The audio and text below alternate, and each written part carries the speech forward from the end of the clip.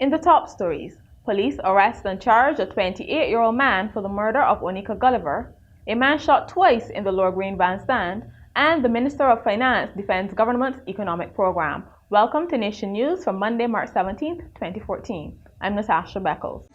At Courts, every day we bring affordability, convenience, innovation, and style to over 1 million customers in 11 countries. From homes to communities, we are proud to make a difference in the lives of many across the region.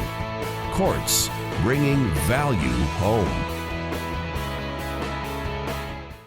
Police have arrested and charged 28-year-old Andrew Pollard of Green Hill, St. Michael, for the murder of Onicka Gulliver. The partially nude and decomposing body of Gulliver, 23, was found in a bushy area of Vaucluse, St. Thomas last Friday after going missing from her Station Hill, St. Michael home. Police reports indicate she was sexually assaulted, beaten, and strangled. Pollard appeared in the District A Magistrate Court today and was remanded until March 26 to reappear at the District D Court. In addition, 2 men police were seeking regarding a serious criminal matter have turned themselves in. The identities of the men are yet to be revealed, but police reports indicate they turned themselves in at the Hastings police station. A man was shot in the ZR section of the Lower Green bus stand at Cheapside in the city around 11 this morning. The man, whose name is unknown up to news time, was shot twice, once in each leg, and was treated by emergency medical technicians on the spot. He was then taken to the Queen Elizabeth Hospital by ambulance, where he is being treated. Several policemen were on the scene, and the area just outside the General Post Office was cordoned off. Scores of curious onlookers had also converged on the area. Minister of Finance Chris Sinclair today defended the Democratic Labour Party's economic program. Leading off debate on the 2014-2015 appropriations bill, he said many of the economic troubles facing Barbados were due to long-standing structural problems and not bad management by the current administration. He said the country had developed an expansive social development program over the years, which had afforded Barbadians a high quality of life, but also came at a cost. In his 3-hour presentation to the House of Assembly, he went on to note that if drastic changes were not made to how several statutory corporations were run, they would ruin the Barbados economy. He said statutory corporations got about $1 billion from central government each year, and their finances have to be brought into order. The finance minister also revealed that government would be giving the University of the West Indies $68 million in this financial year. He said this would bring its arrears to the institution to about $150 million, down from the original bill of $180 million. Mr. Sinclair also offered his personal suggestion on how to deal with professionals who try to get out of paying their full income tax commitments. Find out more about this and other details of his presentation in tomorrow's Weekend Nation.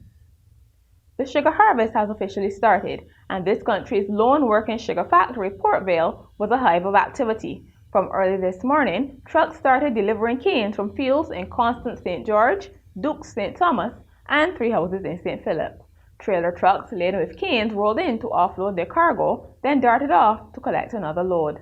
Port Vale manager Raphael O'Neill said he was confident of a smooth start later in the day, as they needed 1,000 tons of canes before they began grinding. Mr. O'Neill assured that the factory was ready, adding that they had already ran 3 trials to ensure a trouble-free startup. You may have realized that earthquakes and tsunamis don't often affect Barbados. However, experts are warning that you shouldn't get complacent. Seismologist with the University of the West Indies Seismic Research Center, Dr. Joan Latchman, says an earthquake doesn't have to occur in Barbados to damage the island. It just has to be big enough. She said historical records showed that quakes in other parts of the region had a significant impact on Barbados in the 19th and 20th centuries. She made the comments this morning during a Tsunami Smart teacher training seminar at the Barbados Community College. Also speaking at that event was the center's education officer, Stacey Edwards. She said it was necessary to be prepared, even though earthquakes and tsunamis rarely occurred in Barbados and the Eastern Caribbean. The underlying principle of Tsunami Smarts is that you can save your life from a tsunami simply by being able to recognize a tsunami's natural warning signs. A strong earthquake, the sea receding, an unusual roar from the ocean. All of these are natural signs where, if recognized and respond appropriately, as you do it running up the high ground, you can save your life.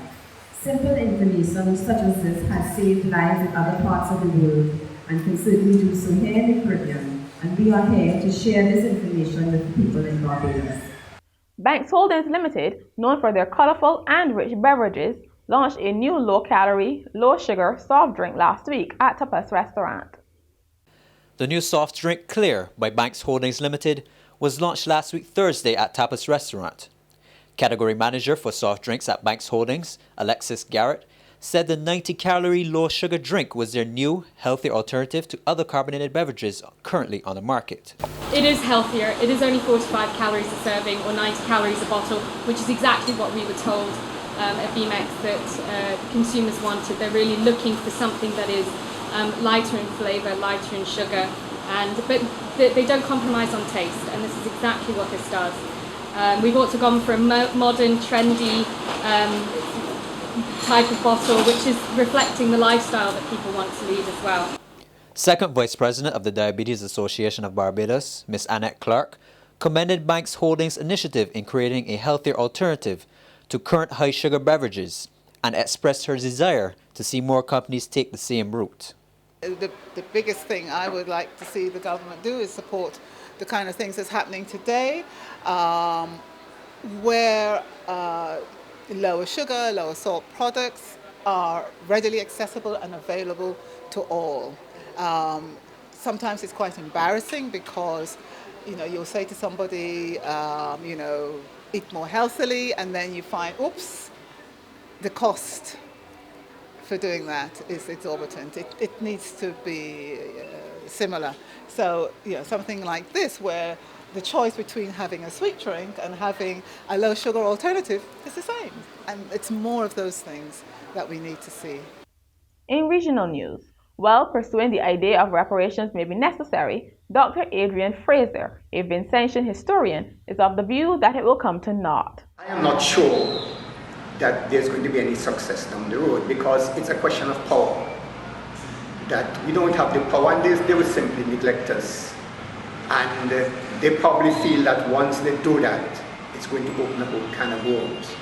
So I don't expect that, at least in the short run, we are going to get much from it, but I feel that it is something which we needed to do because of the way our history was bastardized and the way our people suffered over that period of time. So we are compelled to do it. The wait continues in Antigua and Barbuda for the announcement of the date of general elections. For the past month, Prime Minister Baldwin Spencer has told residents to keep March 15th in mind, but that date passed over the weekend with a leadership rally without the announcement. Opposition leader Gaston Brown says the government has deliberately delayed calling an election, but Spencer says Brown has several cases in the courts involving his party which must be dealt with before he proceeds. Meanwhile, Barbadian political analyst Peter Wickham, who was at the rally, said those present were visibly disappointed. After refusing to testify before a commission of inquiry into the 1990 coup attempt in Trinidad and Tobago, Yassin Abu Bakr, leader of the Jamaat al-Muslimin group, says he will soon reveal all. Bakr had refused to testify before the commission, which is headed by former Chief Justice of Barbados, Sir David Simmons. His comments came days after the commission released their findings in a report. Bakr said he had not read a line of the report since he was the author of the book. At least 24 people were killed in the coup attempt, which began on July 27, 1990 and ended on August 1st. Bakr and his men were tried for treason and later offered amnesty. Although the decision was overturned by the Privy Council, they were never re-arrested. In sport, fierce action is expected to unfold for the semi-finals of Knapsack. We hear more about what you can expect from our Shaka Mears.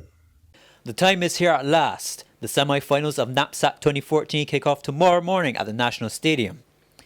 Out of all the talented youth to hit the track tomorrow, viewers and patrons alike can keep their eyes peeled for Malachi Harris of Deacon's Primary, Ialpha Ned of Ada Costa Edwards Primary, Shem Williams of Luther Thorne Primary, Sarah Bell of St. George Primary, Samia Dell of Sharon Primary, and Indika Kelman Wall of Wilkie Cumberbatch Primary. Knapsack 2014. If you can't make it to the National Stadium, stay tuned to nationnews.com for all your track and field updates. Nottinghamshire outgunned rivals Northamptonshire by 10 runs via the Duckworth-Lewis method to capture the Barbados T20 Cup in a rain-interrupted final at Kensington Oval last night. The Knots, who were invited to bat, were 107 for 3 off 18 overs when a second break for rain brought a halt to the innings. Set a revised 115 to win from 18 overs, the Northants were held to 104 for 7. And finally, a Connecticut couple could face criminal charges after authorities found nearly 200 diseased chickens crammed in their home. Calling it one of the most extreme cases of animal hoarding, Department of Agriculture officials said all the birds would have to be put down. While there was no threat to humans, the house was quarantined after it was revealed that all the birds were infected with a highly contagious respiratory disease. The homeowners were, not surprisingly, evicted. And that's Nation News for Monday, March 17th. I'm Natasha Beckles.